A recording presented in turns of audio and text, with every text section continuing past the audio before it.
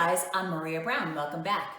Well, I'm going to break this into two segments because today I'm going to make a pot of tomato sauce and a big pot of meatballs. And you know what? It's better than grandma's. It is. Before we go any further, remember to subscribe. Come on, let's go get started.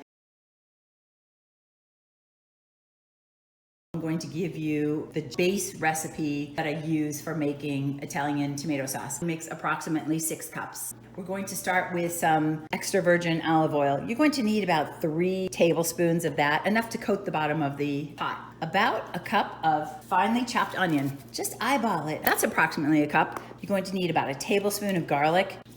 That's probably 8 or 10 cloves of garlic. Italian tomatoes, so you want some Italian plum tomatoes. Make sure you save that sauce. Do not throw out the sauce. When you open this, you're gonna chop this up. I also use a can of crushed tomatoes. For each large can, you're going to use a can of tomato paste. 2 cans of tomatoes, 2 cans of paste. You're going to want a little bit of sugar. It depends on the sweetness of the tomatoes. You don't want your sauce sweet at all. You just want to cut any bitterness that might be in there. Salt and pepper. To taste, what does that mean? Maybe you're gonna start with a half a teaspoon and taste it and see how you like it.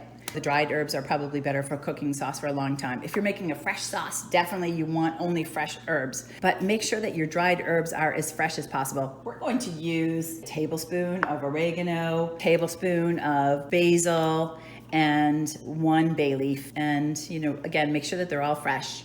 If you have it more than a year, get rid of it, get a new one. I also like to use Parmigiano Reggiano. It's so delicious. When you get down to the rind, save that rind, wrap it up and put it in some plastic and throw it in your freezer.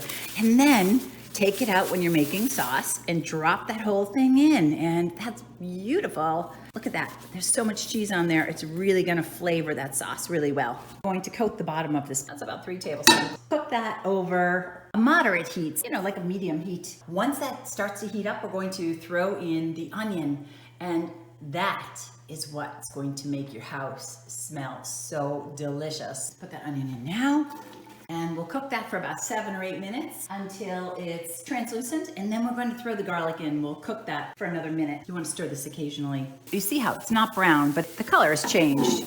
Kind of see through it, a little bit translucent. Now we're going to put the garlic in. Going to stir that constantly. You don't want to burn it. You just want to bring out the fragrance, and you stir that for a minute or 2. Sauce is really simple.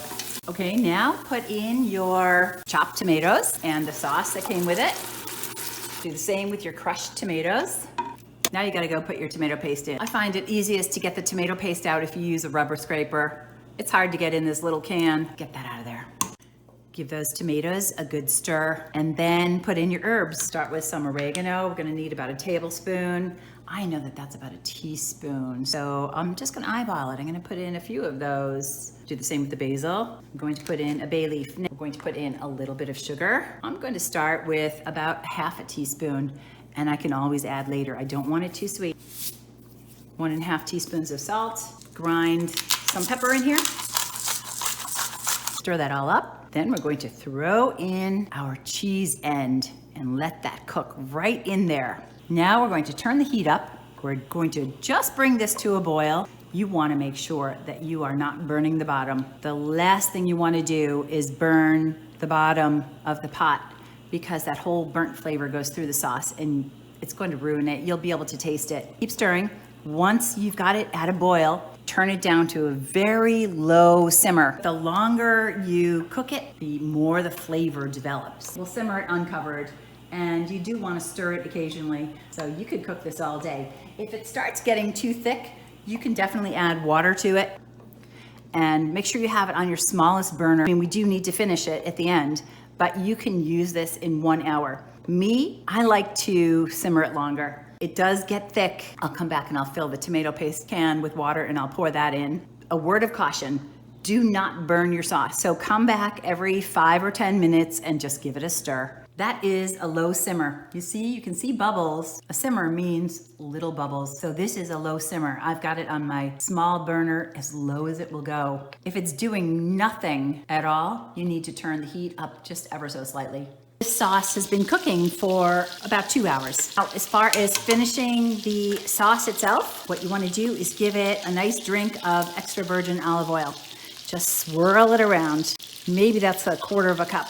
Give that a good stir until it's all incorporated and you're ready to go.